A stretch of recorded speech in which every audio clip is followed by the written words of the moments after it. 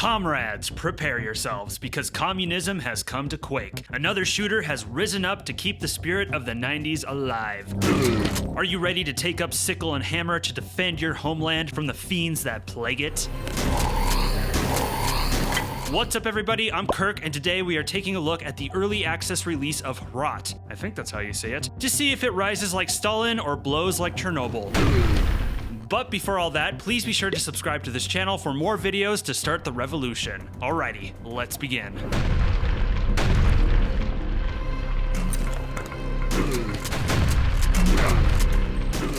HROT takes place in 1986 Soviet-controlled Czechoslovakia. A mysterious disaster has occurred, and now strange invaders infest your socialist homeland. With a broken gas mask and a pistol, you venture out into these poisoned concrete lands in order to restore the peace. There also might be some space stuff going on. HROT was developed and published by this guy, a solo game developer from the Czech Republic who actually developed his own engine for the game, which I think is highly impressive. But it's one thing to make the tech, it's a whole other thing to harness it effectively. HROT plays the classic FPS playbook to a T. Fast, skill-based action in a world of doom. If you grew up playing the shooters of old, or still play them now, HROT will feel like a big, blood-stained blanket of nostalgia.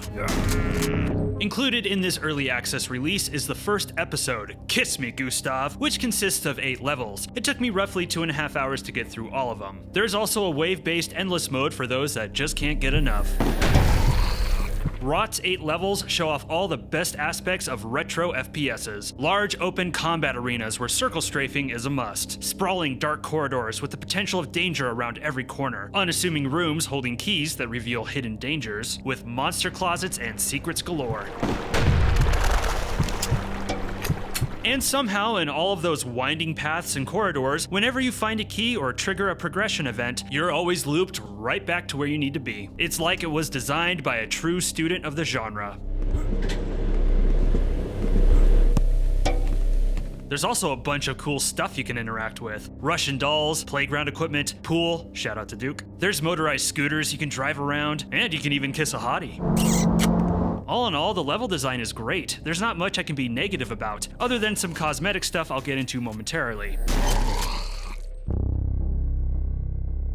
If you weren't familiar with HROT before this video, then I'm sure the first thing that jumped out at you was how it looks. Good old crusty retro. Beyond some of the lighting and fire effects, there's not a trace of modern in these graphics. This game is jaggy, pixelated, and full of angular polygons, just how we like it. Even your weapon models have that quote-unquote wiggle to them. If I had no prior knowledge of this game, yeah, I'd probably be fooled into thinking it was a title from 25 years ago, or at the very least a Soviet-themed Quake mod.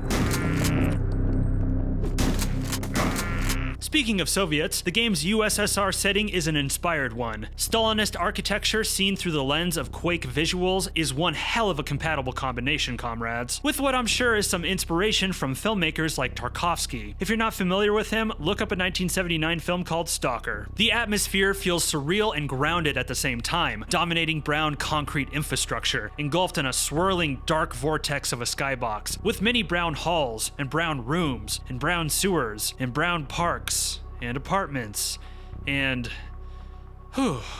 Look, I like the art direction of HROT, but man, it sure is brown. Like, really brown. All the time brown. What I'm trying to say is the game can feel visually monotonous. You are going to see the same shades of brown and tan over and over again, with a limited gallery of textures used over and over as well. As good as the level design is, they all start to blur together. If it weren't for a few key pieces of architecture, I'd have a tough time telling the missions apart. And perhaps that's the point. I could buy if there was some commentary in it or deeper meaning, sure. But the thing is, sometimes it makes it tricky to navigate and remember where key areas, literally key areas, are because everything looks so similar. Is the solution to go with another color scheme? God no. Brown is the key color of this game. Your world is poisoned and dystopian. The color palette fits. But what I urge is for the developer to start playing with complementary colors and a wider range of brown tones to help break up and distinguish things, along with some more texture variety. A good example of how to do this is from HROT's visual inspiration, Quake. Quake is known for being all sorts of dark and brown, but in reality there is an emphasis on using color to visually break things up. There's lots of browns, but sometimes muted reds and greens greens, and brighter colors are for very specific things like teleporters and switches to catch the player's eye. I'd like to see future episodes of HROT go towards this direction.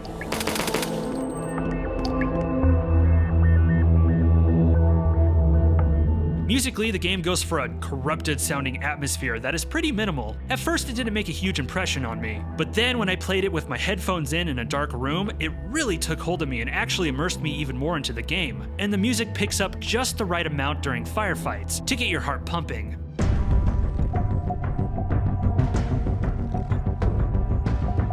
HROT'S arsenal will feel familiar to any shooter diehard. The pistol, shotgun, and submachine gun will be your go-tos for some Bolshevik blasting.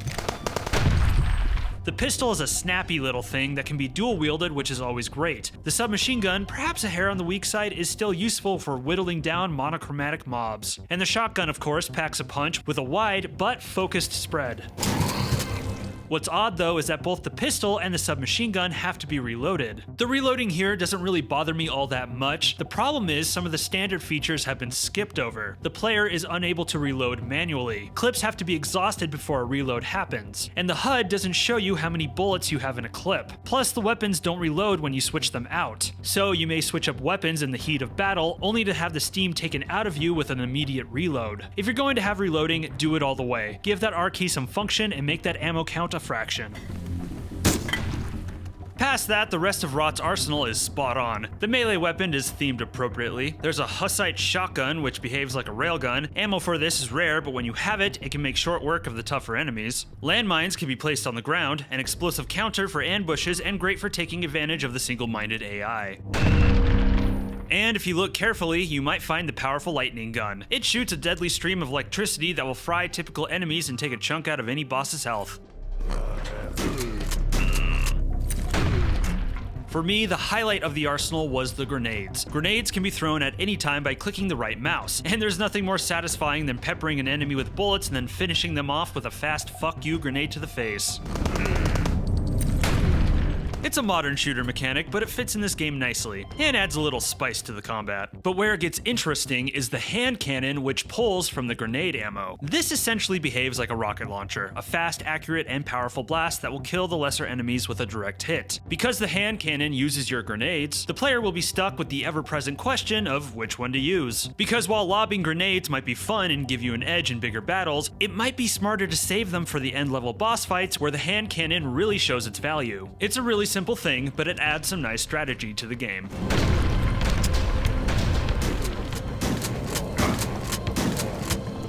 Speaking of bosses, episode 1 of HROT features some respectable boss fights against a collection of strange foes. Mighty Joe Young, what did they do to you? This is still very much all about melting down a big health bar with a hail of bullets. But what I like is that these fights keep the pressure on the player. Bosses will charge to keep you moving and will often have projectile attacks to keep you dodging. It's very kinetic. And when you beat a few of them, the game will pull the rug out from under your feet with an ambush, which is actually pretty awesome. My favorite of the bosses is this animated pommel horse, simply because of how absurd it is.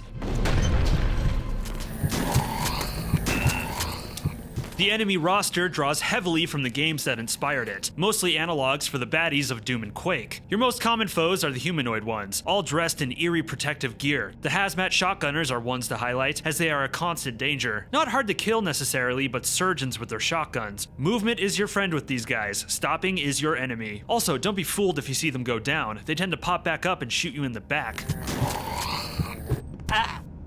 I also want to point out the hooded teleporting ones. You'll never feel safe with these guys in the battlefield, whisking away right when you think you have him. The human enemies, though, are easily outnumbered by the many creatures you'll also face. Rats and spiders make up the fodder that will pester you, although thankfully the game does not overuse this enemy type like some of its peers. Horses might be the strangest enemy, wearing gas masks and hopping to smoosh you under their bellies. Probably the jankiest of the enemies, as their jump animation is very simplistic looking and it's possible to juggle them in the air with some well-timed shots. They're a little silly. The otherworldly monstrosities are easy to kill, but their attacks are the most devastating, like these floating blobby head things whose attacks will temporarily blind you. Best to focus on them first. Mechanical foes will also give you some adversity, like attack helicopters that bleed.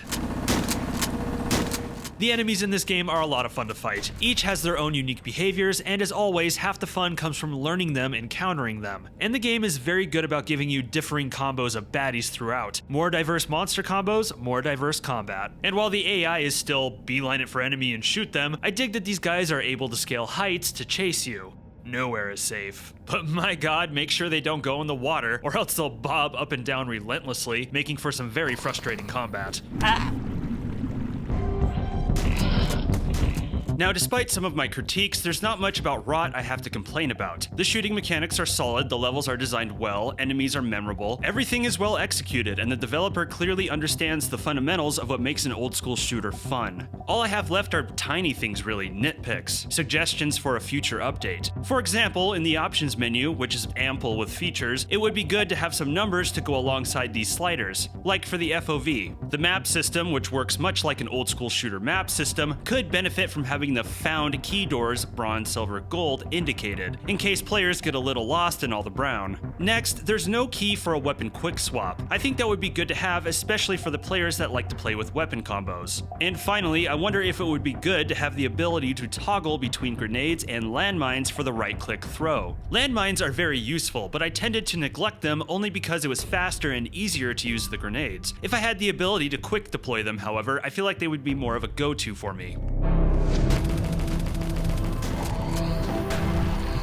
HROT is one fun slice of communism, and it's an ideal start for an early access title. It's an easy recommend to the old school shooter fans, and I would go as far as to say it's a great game for people looking to get into the genre. Yes, the game is difficult, but I think it's also very approachable.